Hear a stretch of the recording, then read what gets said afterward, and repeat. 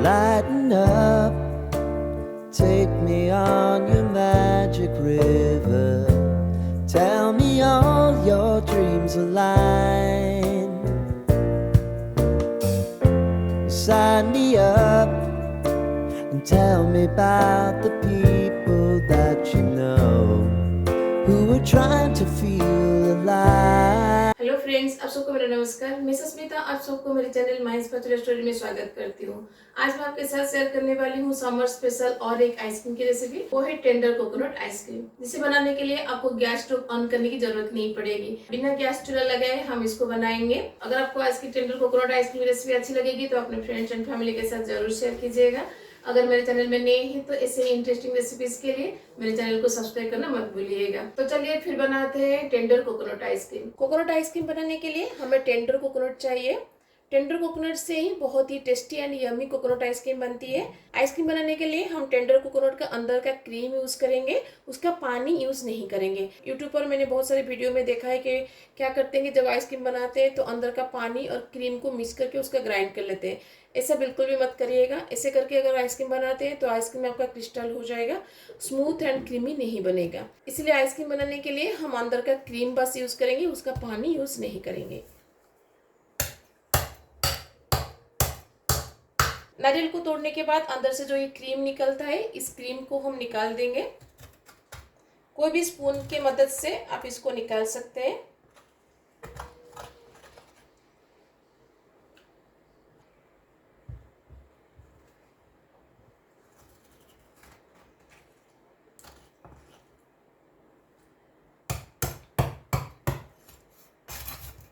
तो आज मैंने 3 नारियल लिया है जिसका हम आइसक्रीम बनाएंगे। तो तीनों नारियल के अंदर से हम क्रीम को निकाल देंगे। तो देखिए मैंने तीनों नारियल से अंदर का क्रीम निकाल दिया है। इस क्रीम से थोड़ा सा क्रीम हम अलग से ले लेंगे।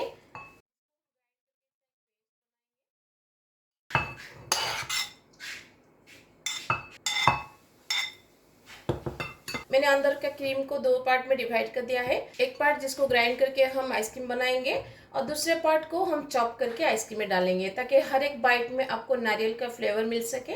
तो चलिए इसको हम पहले चॉप कर लेते हैं।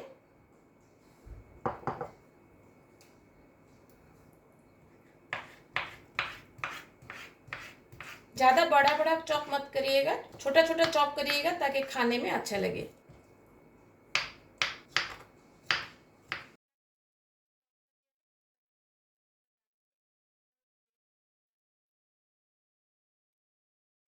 अब हम नारियल का दूध बनाएंगे।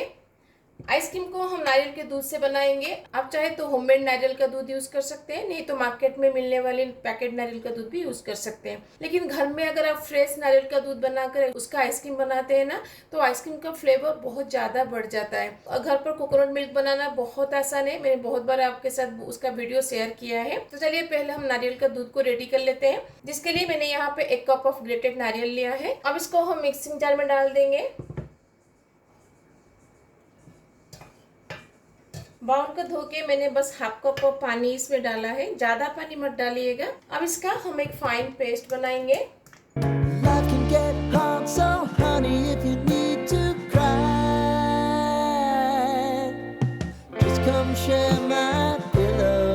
अब नारियल को हम अच्छे से निचोड़ देंगे ताकि इसके अंदर से सारा दूध निकल जाए।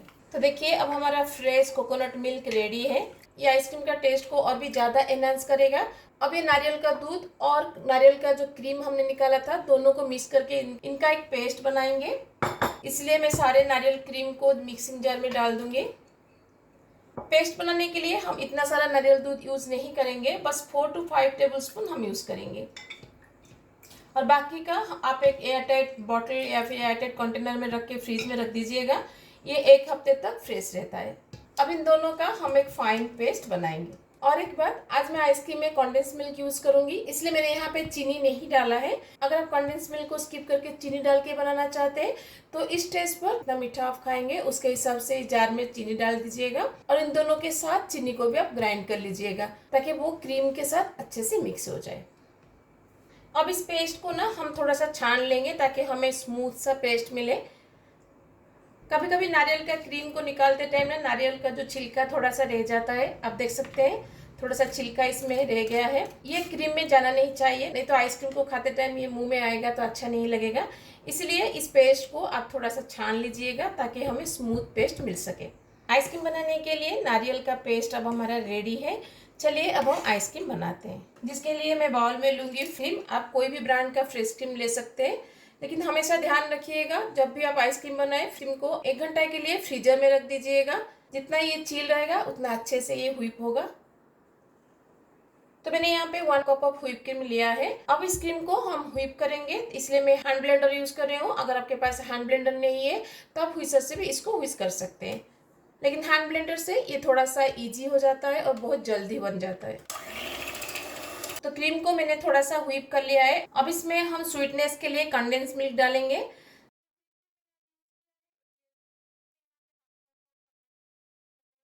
आपको जितना मीठा चाहिए उसके हिसाब से कंडेंस मिल्क यूज करिएगा। अब इसमें हम डाल देंगे कोकोनट का पेस्ट। अब मैं इसको बस 10 से 12 सेकंड के लिए व्हिप करूंगी ताकि बाद में हमने जो कंडेंस मिल्क और कोकोनट पेस्ट डाला है वो क्रीम के साथ अच्छे से मिक्स हो जाए। अब हम क्रीम में डालेंगे थोड़ा सा इलायची पाउडर और उसके साथ हम इसमें डाल देंगे नारियल का क्रीम जिसको हमने चॉप करके रखा था।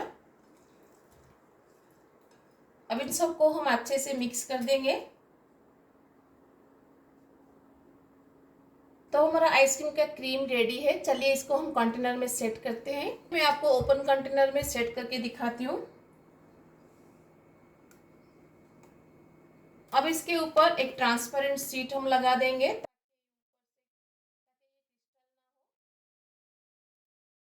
ट्रांसपेरेंट शीट लगाते टाइम ना ऐसे हल्के हाथ से ट्रांसपेरेंट शीट को थोड़ा सा प्रेस करिएगा ताकि वो क्रीम के ऊपर चिपक जाए।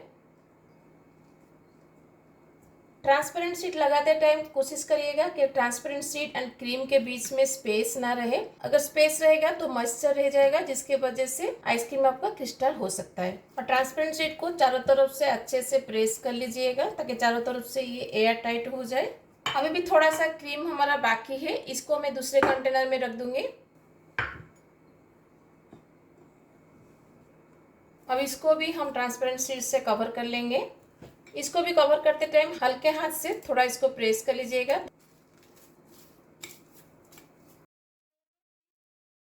तो दोनों कंटेनर अब हमारा रेडी है। अब इसको हम फ्रीजर में 8 से 10 घंटा के लिए रख देंगे।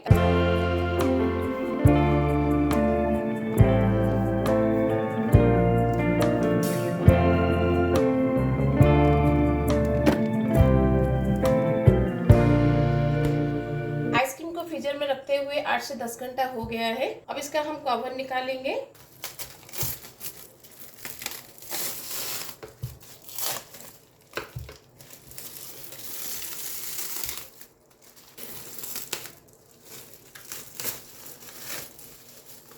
कवर की वजह से ये थोड़ा ऊपर उठ गया है, लेकिन टेस्ट में कुछ फर्क नहीं पड़ेगा। अब इसको हम 2 से 3 मिनट के लिए छोड़ देंगे ताकि ये थोड़ा सा स्मूथ हो जाए।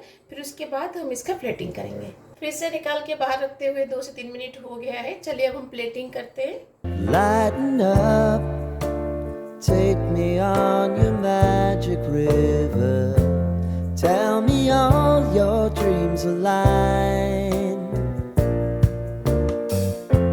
Sign me up and tell me about the people that you know who are trying to feel alive.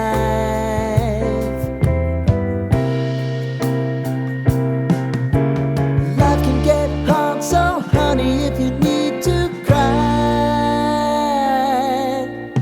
just come share my pillow and rain, rain, go away.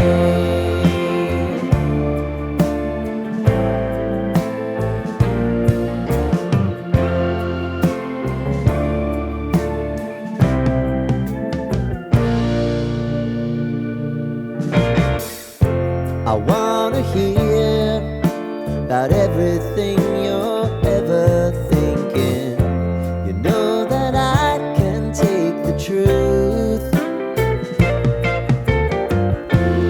Call me out if you think I'm never slipping.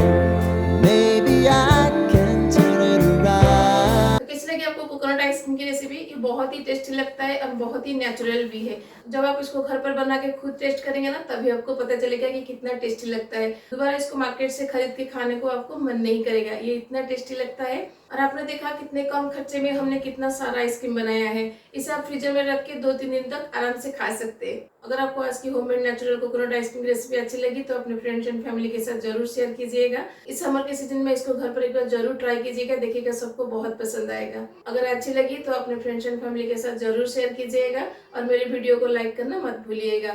तो मिलते हैं और recipe के साथ। Till then bye bye, see you, have a good day.